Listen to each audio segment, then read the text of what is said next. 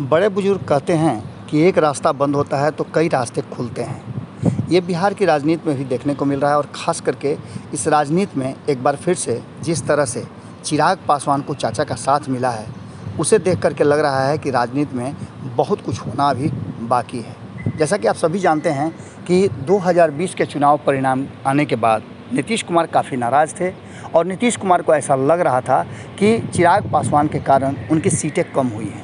इस बात को लेकर के वो तो नाराज़ भारतीय जनता पार्टी के साथ भी थे, लेकिन भारतीय जनता पार्टी के साथ वो संबंधों को समाप्त नहीं कर सकते थे, क्योंकि ऐसा करने से उनके मुख्यमंत्री बने रहने पर संशय पैदा हो जाता।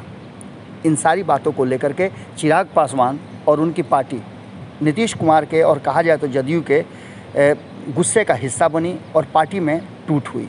हालांकि इस टूट में सबसे बड़ी जिम्मेवारी जो थी और सबसे बड़ा रोल जो था वो पशुपति कुमार पारस का था, जो चिराग पासवान के चाचा भी हैं और संबंधी भी हैं।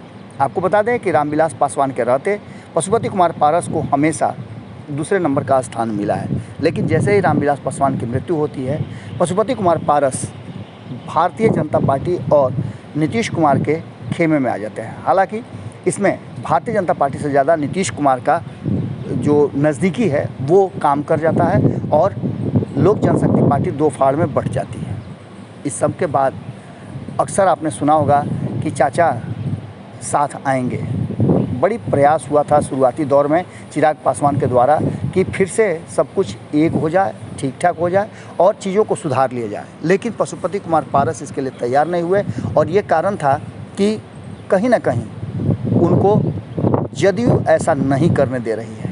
अब इन सारी बातों को दरकिनार करते हुए चिराग पासवान जिस तरह से बिहार और देश के नेताओं में अपना स्थान बनाते जा रहे हैं, लगातार जिस तरह से बिहार में वो अपना समय दे रहे हैं, उसे देख करके साफ लग रहा है कि चिराग पासवान उभरते हुए नेताओं में हैं। चिराग पासवान को लेकर के कई लोगों ने कई तरह की बात कही है। प्रशांत किशोर भी, जो बिहार में लगातार मेहनत कर रहे हैं, उन्होंने भी चिराग पासवान को लेकर के बहुत सारी बातें कही। हालांकि और नेताओं पर उन्होंने चुप्पी साध ली है, लेकिन चिराग पासवान को लेकर के बहुत सारी बातें कही हैं।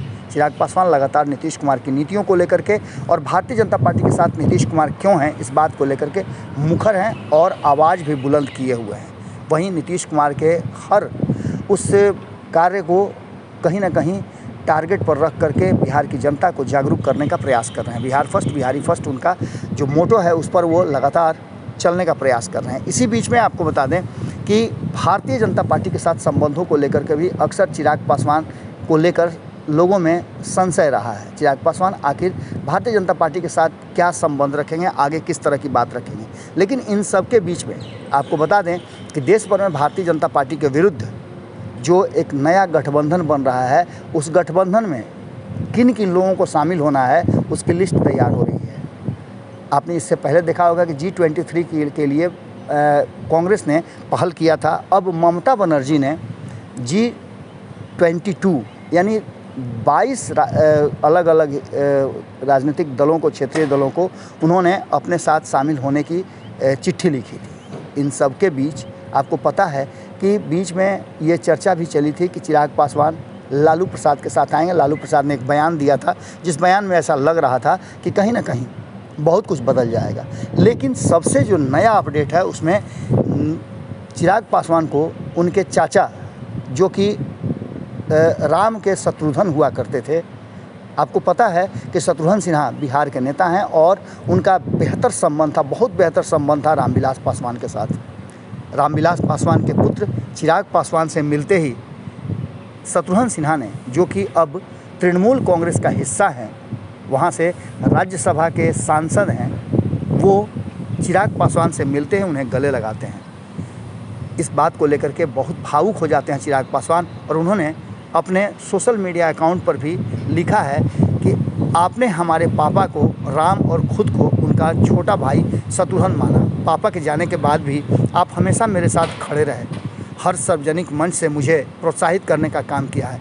हमेशा की तरह आपसे हुई यह मुलाकात भी यादगार रहेगी। आपके प्यार और आशीर्वाद के लिए धन्यवाद। इन सारी बातों को लेकर के जब चिराग पासवान को गले लगाया शत्रुघ्न सिन्हा ने, तो चीज़ें बहुत बदल गई।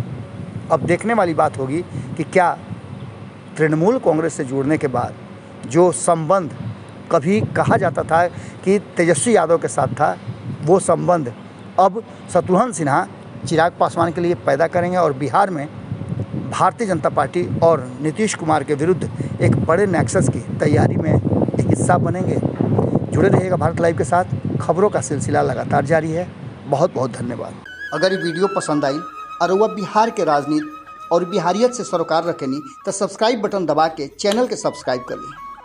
ओजे एगो घंटी बा, ओकरा बटन दबा देला से कुल सटीक और मारक खबर रुआ मुफ्त में मिल जाई। अगर रुआ पत्रकारिता के हमनी के नया प्रयोग में सहयोग कर चाहतानी तो ज्वाइन बटन दबा दी। पेटीएम नंबर नोट कर ली 9386816700। धन्यवाद।